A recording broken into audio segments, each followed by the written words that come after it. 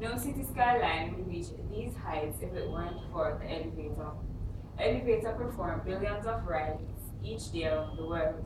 Among the safest ways to travel, there is less than one chance in 12 million that something will go wrong with the elevator you are riding in. But what is the driving force behind the elevator? Today, I, Ramona Davidson, and my two members, Andre Richards, Jeremy Wilson, Everton McKenzie, and Peter McLaughlin, will be presenting on a suitable motor to operate the elevator system in the electrical building.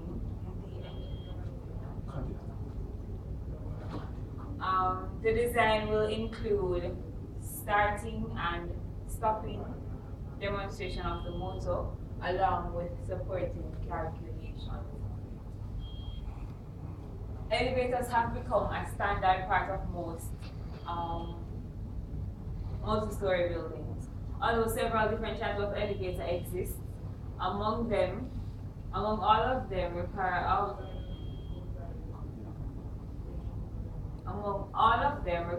some sort of almost all of them require some sort of several types of motors are used in elevators today. While a couple other types of motors have been used in the past but are no longer in wide use. Elevators have different types of motors. These include AC induction motors, AC induction motor subtypes, permanent magnet AC motors, direct current motors, geared AC motors, right angle geared motors, helical geared motors, and direct drive motors. For the operation of this elevator system, a permanent magnet AC motor will be used. Here you can see a simulation of how the elevator operates.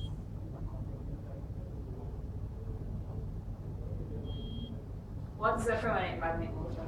Permanent magnet AC motor are more efficient type of AC motor because they have fewer moving parts and therefore requires less overall power.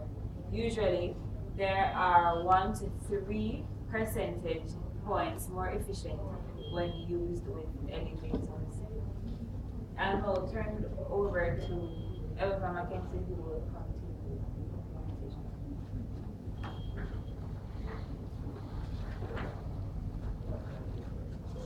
Thank you very much, Ramona. Alright, in sizing the motor for this building, we had some specifications for the building.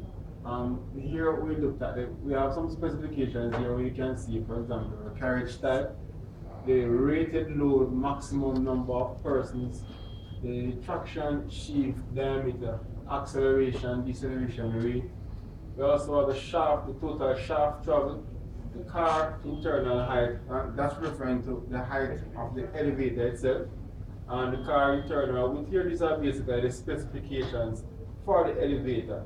This maximum total car weight now is referring to the total weight with the elevator as the car itself along with the passengers. And here now we have also maximum suspended weight and the electric source. We're expecting to be using a 415 volt AC supply.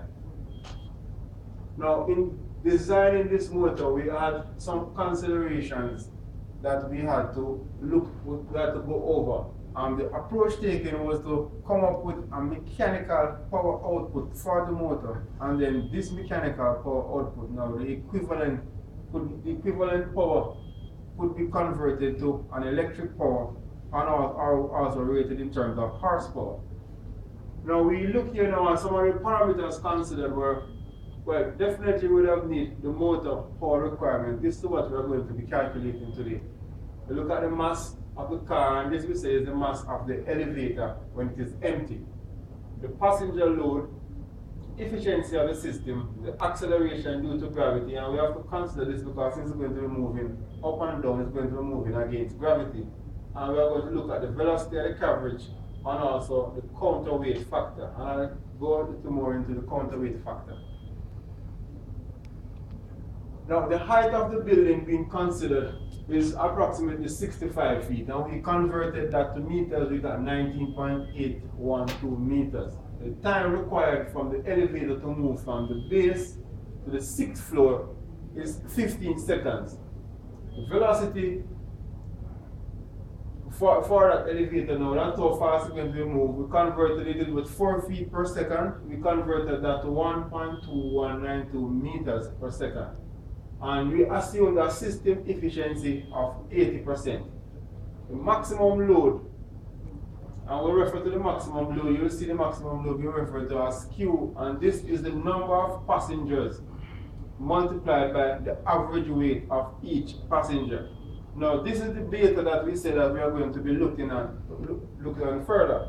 Beta for our exercise was used as 0.425, and this is basically a loading factor. Since the elevator will not always be operating at 100% full load, but most times it runs between 80 to 90% full, we chose a factor of 85%. So we're saying that we are going to be doing our calculations assuming that on average the elevator is going to be 85% full. Now here we did our calculations for the average weight. And the average weight of one passenger we said was 175 pounds. Now why we chose 175 pounds, we're looking at the School of Engineering building. The School of Engineering is mostly males. And the average weight for males in that age group, we're looking at about 20 to 25 years old. That would be approximately 170 to 180 pounds. So we use 175 pounds. We converted that to kilograms, 79.54 kilograms. The car is able to carry 13 passengers, so the total weight 1,034.1 kilograms. The power output of the motor now can be calculated from this formula. Q multiplied by 1 minus the factor times acceleration due to gravity multiplied by velocity. All of that divided by the efficiency of the system. And remember, we chose the efficiency of the system to be 80%. Here now we did all of that and we got a total output of 8.896 kilowatts. Now when sizing the motor, you could not convert this figure to horsepower and then use that exact figure. So the rating of the motor that we chose would have been approximately 15 horsepower. Converting this, you would have gotten 12.6 horsepower. But that you could not design a system and have the motor running at full load at all times. So we gave the motor some slack and we chose a 15 horsepower motor. Now to go further into the torque and the braking consideration, we turn over to Mr. Peter McCarthy.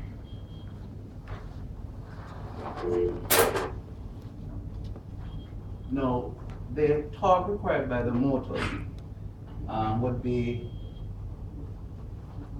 4,869. Now we choose a 15 horsepower that can give us a torque of 5,601, which is, to us, is safe, right? Now, in order for you to find the torque, it can be determined by using the formula T is equal to D, which is the sheet diameter, times W, which is, and W is the load, and it's measured in Newton. Now, in Newton, because it is multiplied by 9.81 to convert kilogram meters per second to Newton. Now, there are several factors that must be taken into consideration when designing the braking aspect of this system. Now, you can see here that the car capacity can carry a total mass of 1,075 kilograms. This travel at a speed of 1.22 meters per second, and our counterweight factor would be 0.425 with at an efficiency of 0.8. Now, with all of this in order to determine the external resistor that will be connected in series with the armature to when you're getting the motor to come to a stop, which we call braking, and this is what we use to find the external resistor. Now, before we find the external resistor from basic, we know that R is equal to V over P. If you flip it around, you say that P from basic is equal to V squared over R. Now, in order for it to find the maximum electrical braking power, it can be determined by using the formula of the mass times the speed, which is 1 times the speed times 1 minus the counterweight factor times the efficiency over 0.202 times 1.25. And all of that would give you 3,733.23 watt. Now we find this because this is what we use to determine the external resistor that will, when the power will come to a break, it manifests itself as heat, and this is the resistor that will remove the heat from the system. Now we turn over to Andrew Richard, who will elaborate on the design of control system for the electric motor.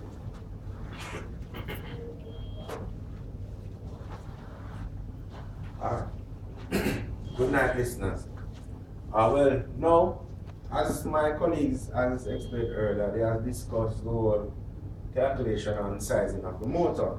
Now, we'll be looking at a control system used to operate this elevator. Therefore, moving the elevator from the lower floor to the top floor, controlling its speed, its position, and also the current.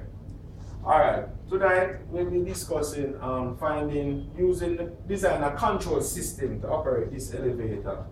As I said earlier, this control system, digital control system, is implemented to control the position, the speed, the current of the elevator.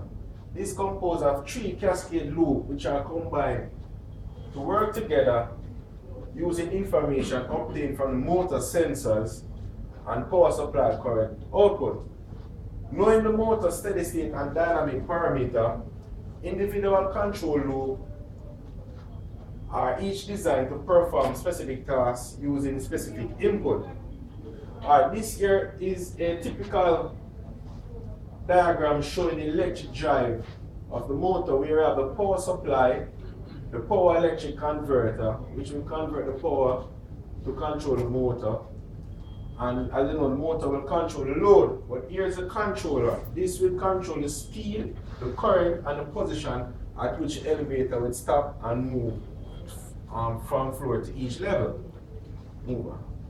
So, a feedback control are implemented with a goal to precisely and quickly regulate the system based upon real-time input obtained from its system itself without the need of correcting for any outside observer.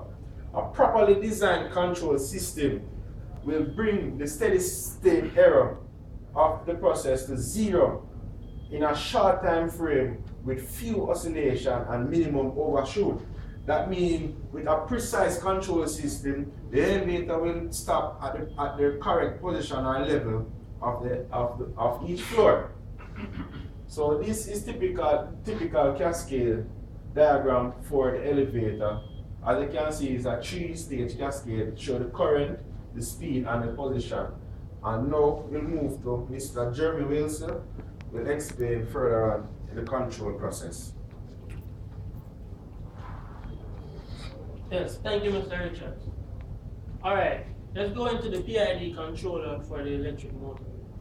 Essentially, the power source of the motor will be connected via the power electronic converter, PEC. The speed of the motor is captured by a sensor and is fed back to the controller, and then it determines if it needs to increase or decrease the speed based on the weight. The position of the motor is obtained by integrating the speed of the drive over time, and is also fed back to the controller. The current flow out of the PEC is monitored and reported back to the controller as well. Now, with these 3 real-time inputs, the controller can bring the motor to the desired position based on the user input. 2 loops contain a proportional integral controller, which is well suited to the task of regulating the electronic drive current and the speed, and 1 loop that contains a proportional controller which will adequately correct errors in the drive position. So here ends our presentation here today. We have come up with a 15 horsepower motor, 415 volts, 3-phase permanent magnet, which will run our elevator for the engineering faculty. Thank you for listening.